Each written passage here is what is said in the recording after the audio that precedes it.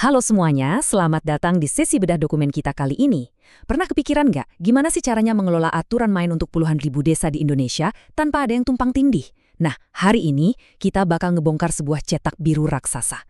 Intinya kita mau membahas sebuah perpustakaan hukum digital terpadu yang dirancang khusus buat mengawal dan mempercepat pembangunan desa kita. Kalau Anda bergerak di bidang kebijakan publik atau sekedar peduli dengan tata kelola daerah, ulasan ini penting banget. Ini semacam peta jalan birokrasi, biar kita paham bagaimana pemerintah menjaga agar aliran informasinya tidak mandek.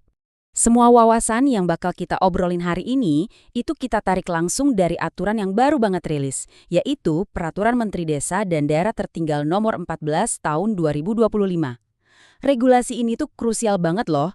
Kenapa? Karena dokumen inilah yang menaruh fondasi sekaligus menentukan cara kerja jaringan dokumentasi hukum kementerian biar jauh lebih modern dan akuntabel. Jadi ini bukan sekedar pembaruan regulasi biasa ya, tapi benar-benar sebuah transformasi cara kerja. Biar gampang dicerna, kita udah memetakan pembahasan ini jadi 5 poin utama. Kita mulai dari pengantar JDIH, terus masuk ke struktur organisasinya, lanjut ke peran pusat, tugas anggotanya, dan bakal kita tutup dengan melihat ekosistem dokumen hukumnya. Simpel kan? Oke, kita langsung aja masuk ke agenda pertama ya. Kita pahami dulu nih, apa sih sebenarnya konsep dasar di balik singkatan JDIH ini? Kalau kita baca di pasal 1, aturan ini menyebut JDIH sebagai sebuah wadah. Tapi, tunggu dulu, bayanginnya jangan kayak lemari besi karatan tempat numpuk kertas berdebu ya. Sama sekali bukan. JDIH ini tuh ibarat perpustakaan digital super cerdas yang saling terhubung satu sama lain. Tujuannya cuma satu, menyediakan informasi hukum yang akurat, terpadu, dan bisa diakses dalam hitungan detik. Jadi, nggak ada lagi ceritanya aturan desa keselip atau hilang entah kemana. Semuanya terpusat, tertib, dan mutakhir setiap saat. Nah, masuk ke bagian kedua. Mengelola perpustakaan skala nasional itu pasti butuh struktur yang sangat spesifik dan jelas kan? Betul banget. Di pasal 2, struktur organisasinya dipecah jadi 2 pilar utama.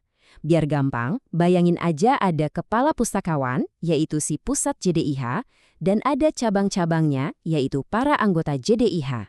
Pusatnya ini duduk manis sebagai pengendali di Biro Hukum Sekretariat Jenderal, sementara para anggotanya menyebar bertindak sebagai perpustakaan spesialis di berbagai unit.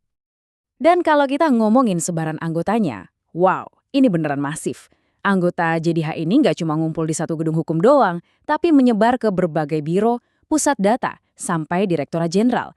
Dari urusan kehumasan sampai urusan percepatan daerah tertinggal, semuanya dapat peran. Artinya apa? Setiap divisi tanpa terkecuali, sekarang punya tanggung jawab hukumnya masing-masing, tersinkronisasi rapi di bawah satu payung besar. Lanjut ke bagian ketiga nih. Gimana caranya si kepala pustakawan alias unit pusat ini mengendalikan jaringan yang sebesar itu? Jadi gini, unit pusat itu nggak ngurusin dokumen selembar demi selembar. Pasal 3 menjelaskan kalau tugas mereka itu di level makro. Mereka ini para arsiteknya. Tugasnya merumuskan kebijakan secara umum, membangun sistem teknologinya, dan yang paling penting, melatih sumber daya manusianya. Pokoknya merekalah yang memastikan fondasinya kuat dan standar di semua unit itu seragam. Dan ini ada satu poin krusial yang nggak boleh dilewatkan. Si pusat ini nggak diizinkan untuk asik kerja sendiri secara tertutup di kementeriannya.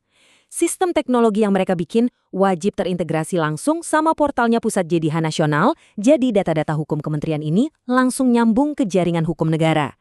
Transparansi dari pusat pemerintahan tertinggi sampai ke pelosok pedesaan benar-benar terhubung tanpa jeda. Oke, kita masuk ke bagian keempat. Kalau pusat sibuk mengurus sistem dan kebijakan makro, cabang-cabangnya ngapain dong? Nah, kalau pusat itu arsiteknya, para anggota JDIH ini adalah mesin penggeraknya. Di pasal 4 dibilang kalau merekalah yang mengerjakan tugas operasional berat di lapangan. Tiap hari mereka yang mengumpulkan, memperbarui dan menyimpan dokumen hukum dari unit mereka sendiri.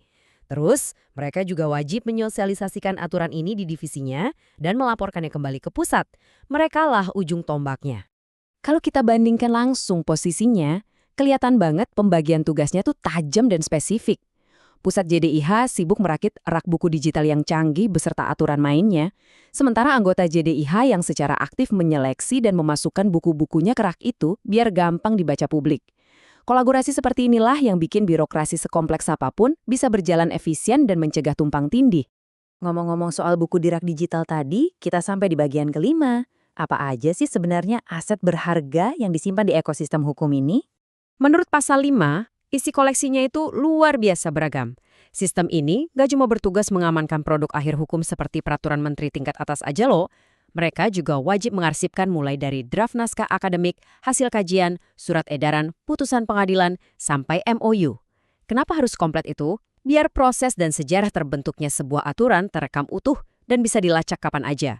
Nggak ada yang ditutup-tutupin. Terus, di zaman modern ini, data kan sangat berharga sekaligus rentan ya.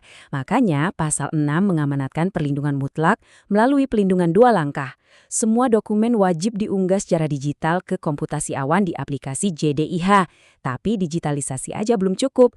Di saat yang sama, dokumen tersebut wajib diarsipin secara fisik dan manual secara lokal. Jadi kalau sistem digitalnya bermasalah, dokumen vital kementerian tetap aman sentosa. Cerdas banget kan? Dan biar seluruh mesin raksasa ini tetap berjalan mulus dan kualitasnya terjaga, butuh yang namanya pengawasan. Unit pusat diwajibkan mengeksekusi evaluasi langsung terhadap para anggotanya minimal 2 kali dalam 1 tahun. Ya, minimal 2 kali setahun untuk memastikan semuanya sesuai standar. Yang akhirnya membawa kita pada satu kesimpulan besar dari sesi ulasan kita kali ini. Dengan adanya ekosistem yang super terstruktur, pelestarian ganda, dan sinkronisasi data yang langsung terhubung ke tingkat nasional, coba deh kita pikirkan sejenak. Bagaimana tingkat transparansi yang luar biasa ini akan mengubah arah pembangunan desa kita ke depannya. Bayangkan ketika tiap kepala desa di pelosok, pendamping lokal, atau warga biasa punya akses instan ke aturan hukum yang diverifikasi. Percepatan pembangunan pasti akan melesat tajam. Pengetahuan itu kekuatan teman-teman. Terima kasih sudah bergabung di sesi kita kali ini dan teruslah kritis dalam menggali informasi. JDIH, Kemang Desa, bangun daerah tertinggal maju bersama.